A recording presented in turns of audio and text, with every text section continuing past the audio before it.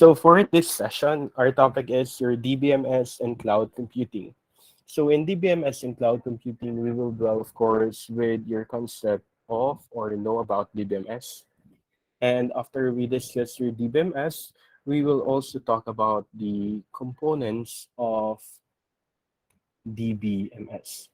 After we talk about your components of DBMS, we also talk about your advantages and disadvantages of DBMS. And then finally, we talk about cloud computing. So let's go through it one by one. Let's start first and define DBMS.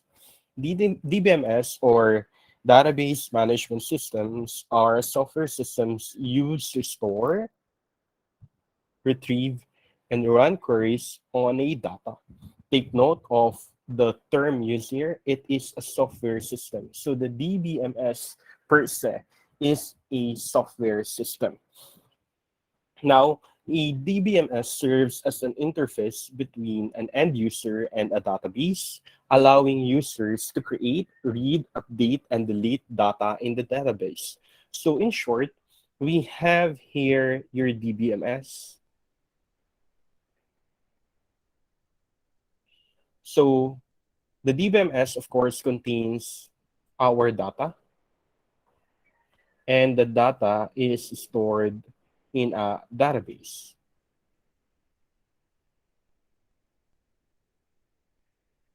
And the user can create, read, update, or delete that data in the database. So again, the DBMS is like an intermediary.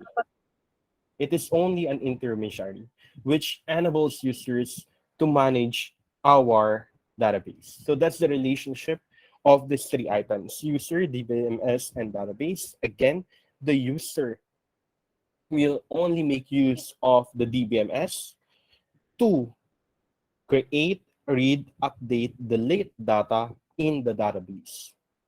Take note, DBMS is not a computer. It is only a software system. Software system. So what are the components of our DBMS? So the following are the components of our DBMS. We have hardware, software, data, procedures, and people. We already know what is a hardware and software. So during our introduction, we already learned what is a hardware and what is a software. Now we go through data, procedures, and people. But of course, we need to go back on what and define what is a hardware. Hardware. So when we say hardware, these are again the physical components. Physical components of a computer. So that can either be the computer itself, the hard disk, the input-output channels for data, and any other physical components. These are called hardware. So in connection with a DBMS or a database management system, so these physical components must be used or involved before any data is successfully stored into the memory. So when we talk about memory, that is our database. So this particular physical components must be used for keeping and storing the data in the database. Take note, they must be involved before any data will be stored in the database. Next, for software, this is the set of programs used to control and manage the overall database. So this is the application program used to access data in the DBMS. So it is the DBMS itself, because we know that DBMS is the software system. However, when we say software program, we talk about the different programs we can make use as a DBMS software. Some examples are Oracle,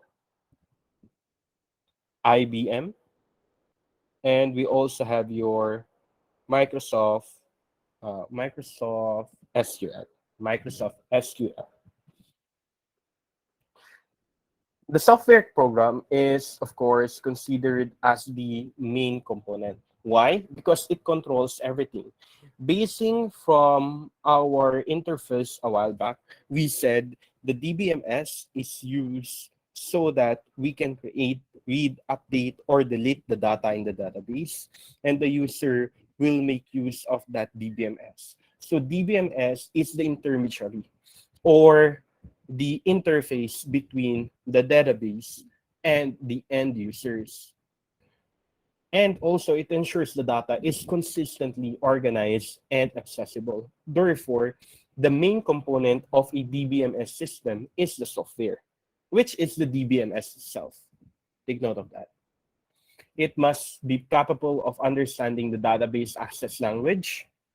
It converts the actual database commands to execute or run them on the database. What are those commands? Create, read, update, delete the data in the database. So that is your software.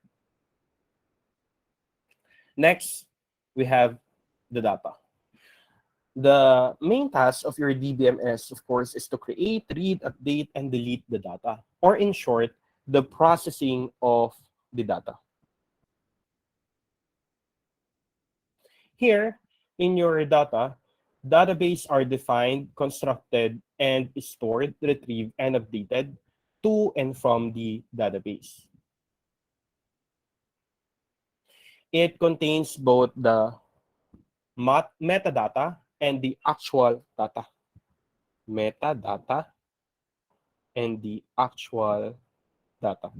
So what is metadata? Metadata is the data about data. Data about data. What do we mean by data about data?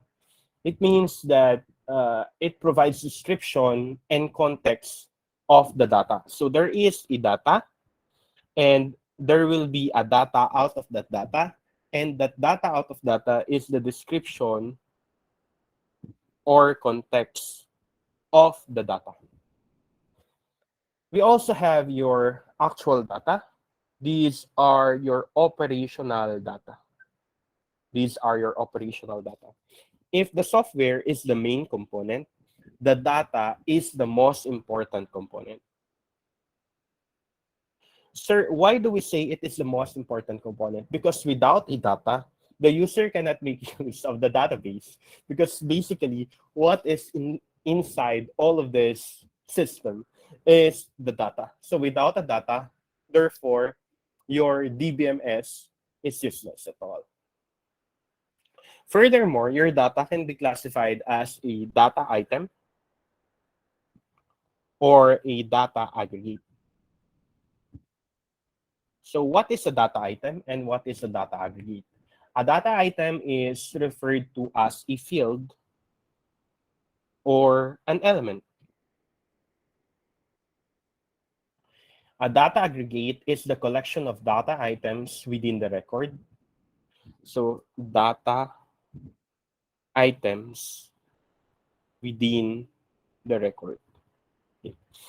Data item, later on you will know this data item as a column on a table or an attribute. So we will go through that later. While your data aggregate, you know this one as the record or the row. So those are datas. Datas, the most important component of a database management system. It can either be a metadata or an actual data. It can also be classified as a data item or a data aggregate. Next, we have your procedures. So what is a procedure? A procedure is an instruction or rules that assists on how to use the DBMS or the database management system. So these are set up, or these are used to set up and install the DBMS, the programs, the backup of the database, and to change the structure of the database. Finally, last component of your DBMS is the people. People are those who control and make use of the DBMS. So when we say control and make use, so we can have user itself when make use, control when we have other users who layouts, who make the codes of the database, and who maintains and monitors those database. So those have control over the database management system. Normally, these people are your software developer, your database administrator, your systems analyst. So though they control your database. While your user, these are your end user. So anyone who make use of the database or the database management system is your end user. So that is your database management system. Again, we have a software system, the DBMS, which now is used to store data in the database. And the user also make use of the DBMS to create, read, update, and delete data in the database. In short, DBMS is only an intermediary. Take note of that. It is an intermediary or an interface between the database and the user. And we talk about components of the DBMS. How can we make use of a DBMS? There must be a hardware, the physical components. There must be the software that is your DBMS itself. You can make use of Oracle, IBM, MySQL, and we say your software as the main component.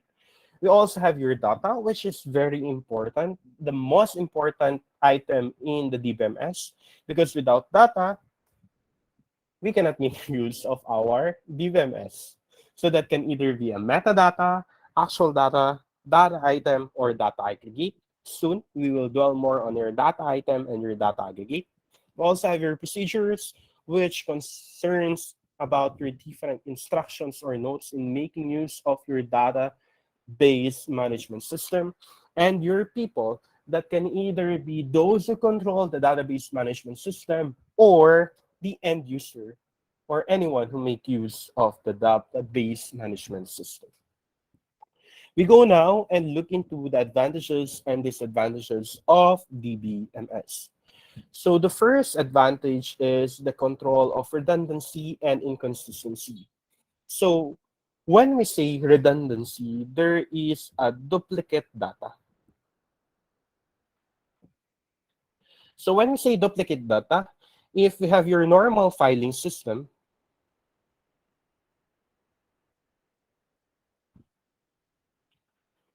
we normally file in a particular folder. So it's like the folder is our database. All of the data is stored in that particular folder.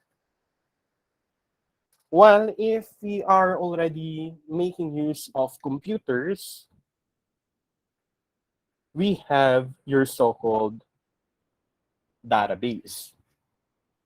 Now, in your normal filing system, of course, we can have redundant data or duplicate data. Meaning, if I have a JT file here, which is about me, you can have a multiple JT file on that particular folder. While in a database management system, it makes use of a primary key. Sir, what is a primary key? That is a unique identifier to a particular data. So let's say there is a unique identifier for JT. Therefore, since there is already a unique identifier of JT, any record pertaining to JT will not be duplicated because we already have a unique identifier. What happens now? Any record now will just enter JT. Any record will now just enter JT. That is the control as to redundancy.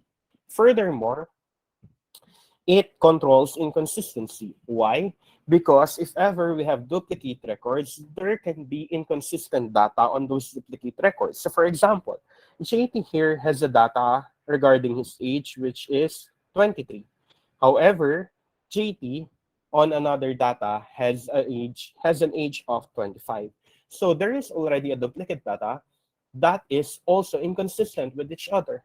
Now, with the use of a database, having a unique identifier or a primary key, we said it integrates all data into one particular record.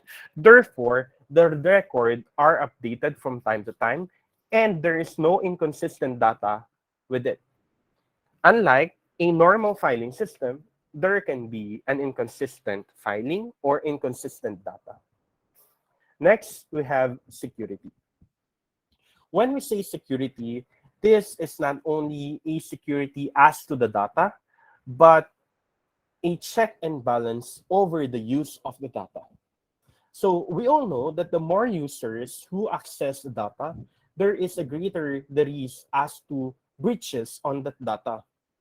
Therefore, a DBMS provides a framework for enforcement of the privacy over the data and certain policies as to security of the data. It creates or it delineates who can access, who can retrieve, and who can update the data. No one can access and at the same time update the data, retrieve and update the data, or delete the data. Because if that happens, therefore, some data in our database will be corrupted or breached. Furthermore, aside from giving security on the data itself, we also can create security on the database system itself. How? By giving passwords. If we create passwords on our database system itself, therefore, we can secure our database. Another advantage of your database management system is the provision of storage and sharing of data. Storage, why? Because it is stored in a particular database or database. Next, sharing of data. Why is it again? Because we are the user. Through the database management system, we can access the data from our database. We can access the data from our database. Therefore, multiple users can make use of the data. It can be easily shared by different end users, aside from the storage. Next, providing integration on the data. So a while back, I also already gave an example on the integration of data. So our records, once there is a data or a new data, it integrates on a primary key or a unique identifier of a particular record. So in our example a while back, if I am paid JT, it now integrates GT. So that is one advantage of DBMS. It now helps in integration of data. Therefore, data can be written or stored in a unified and sequenced way. So they are now consistent and unified into a particular record. Data integration. That is data integration. Next, provides backup and recovery. It's simple. You have a storage. You can create out of that storage a new storage for your backup. So the main file and a backup of that file. That can be done. And if that is done, therefore, we can recover our data easily based on our storage. And one more thing, one advantage, improved decision making. Why does it improve our decision making? Because here the data is all stored in our database. Therefore, anytime, we can make use of our data. Therefore, it can provide a timely data for decision-making purposes. It can provide a timely data for decision-making purposes. Therefore, your DBMS can manage and improve our data access, and we could generate information for our better decision-making. How about disadvantage? I listed a lot of advantages. Let's go to your disadvantage.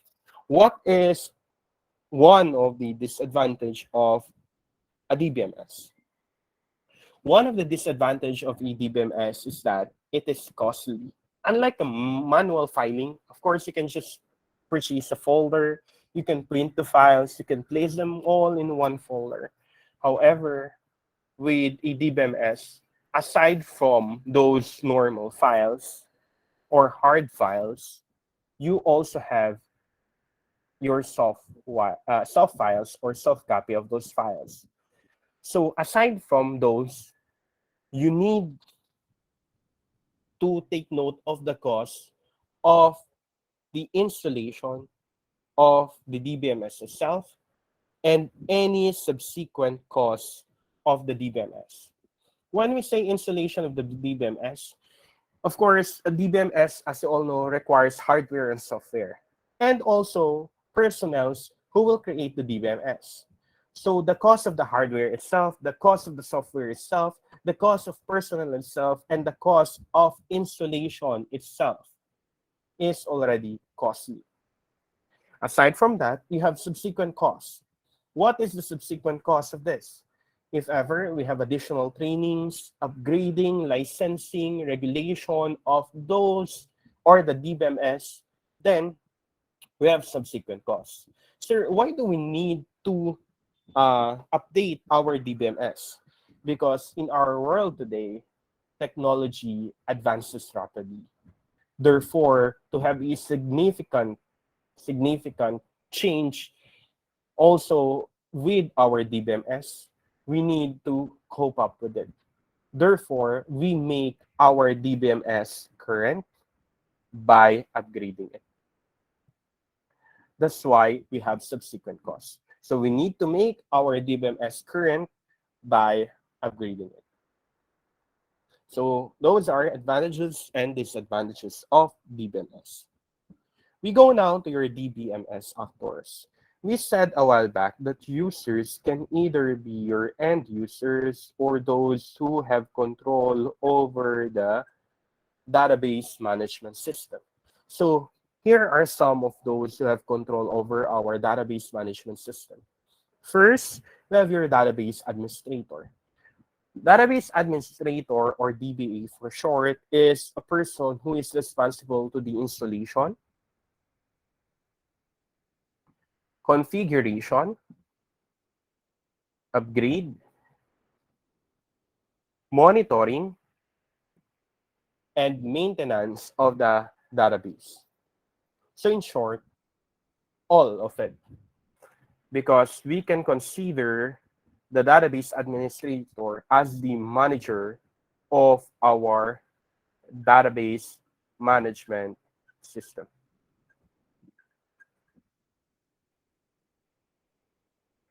So it can install, configure, upgrade, monitor your database. When we say install and configure, of course, that is the initial step of our DBMS. We need to install our software and then monitor our database, upgrade, and maintain our database. That is your subsequent cost. Again, that is for the currency or for our database management system to be current. Next, we have your systems analyst. Your systems analyst is more of a problem solver. So if ever there is a problem on our system, we can make use of a system analyst. So the system analyst can now research the problem in our system. It can plan solution and recommend those solutions. But for a system analyst, there must be a familiarity over our DBMS, meaning our system itself, our hardware itself, therefore, so that he or she can properly analyze the system and look into the problem and recommend a favorable solution. Lastly, a DBMS developer. So a DBMS developer is more of the designer of our DBMS. The DBMS developer design and develops our DBMS software. So they normally code our DBMS. Okay? they code our DBMS. So those are our DBMS actors. Next, we go to your server database system. So a database server runs a database management system and provides database services to clients. Here, we use a database server instead of a DBMS. So a while back, we have your database, and we have your user, and we have your DBMS. This is your software. Now, in a server database system, instead of a DBMS, we make use of a server.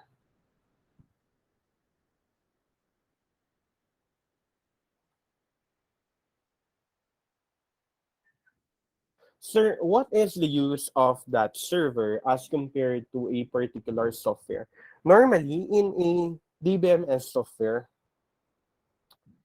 you can only access it remotely. You can only access it remotely. Therefore, you must be within the vicinity of the organization to test those data. However, if you are using a server, as long as you are already connected with the server or with the proper server, then you can access the data. That's just the difference. But still the same, we have here an intermediary. The intermediary here is DBMS. The intermediary here is a server.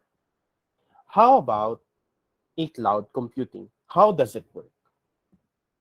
So a cloud computing represents a new way to employ computing technology to give users the ability to access, work on, share, and store information using the internet. So how does that really work?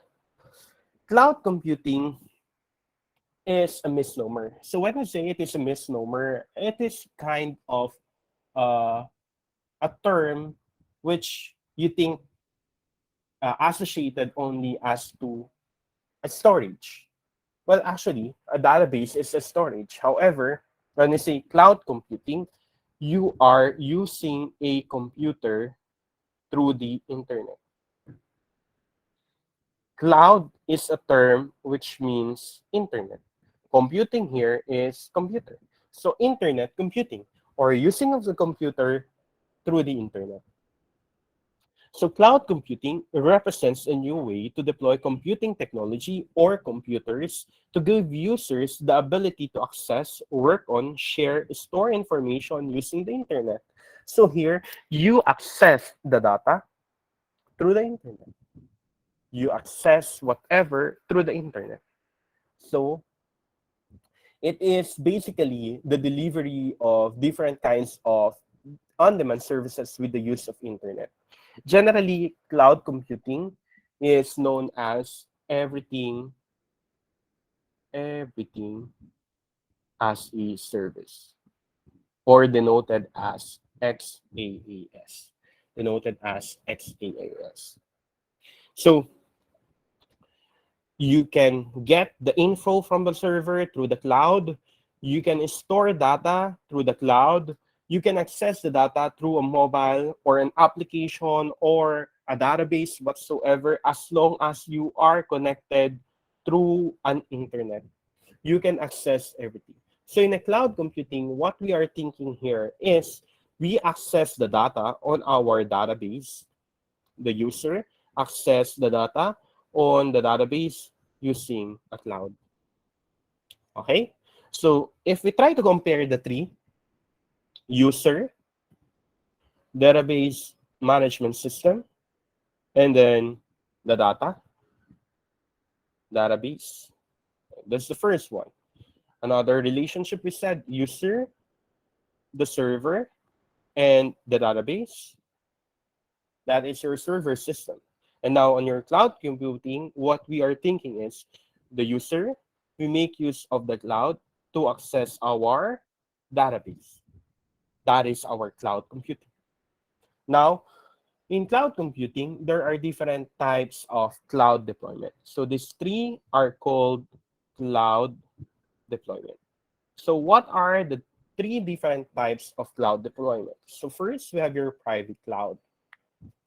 Private cloud is also known as your internal cloud. It is a cloud-based infrastructure operated exclusive for a particular user. That's why it's called private. It is exclusive on a user. While a public cloud, of course, is available to any person, available to any person or to the public. And lastly, we have your hybrid cloud. This is a cloud in which it combines the features of private and public. In short, there are items that can be accessed privately only and items that can be accessed publicly only. So what are the advantages of cloud computing? First, agility. Agility because it helps in the rapid reprovisioning of resources. You can easily access it just having internet. And nowadays, we have internet. Next, location independence. Why? You do not need to go remotely. You need just to be connected in the internet. Then you can already access all the resources or data. Next, multi-tenacity. When we say multi-tenacity, it can be shared to multiple users. Shared to multiple users. Next, reliability. Why? Because you can depend on the cloud for the access of your data or resources. Scalability, because it provides provisioning of data, avoiding untoward scenarios. And lastly, ease of maintenance. Why? You can easily maintain it. You can have less work in terms of resources as long as you are connected to internet. So users have less work in terms of resources and management of the data because you can compute through the internet. And that is all on our database management system. Okay, so we have a management system which manages the database so the user can create, update, retrieve, or delete the record out of the database. This can either be through a server also, server system, or we can also do it through the cloud or through the internet. And take note, your database or your data can either be a data item or a data aggregate. That's very important because when we go later in our next discussion, we should know what is a data item and a data aggregate. And that is all on DBMS and cloud computing.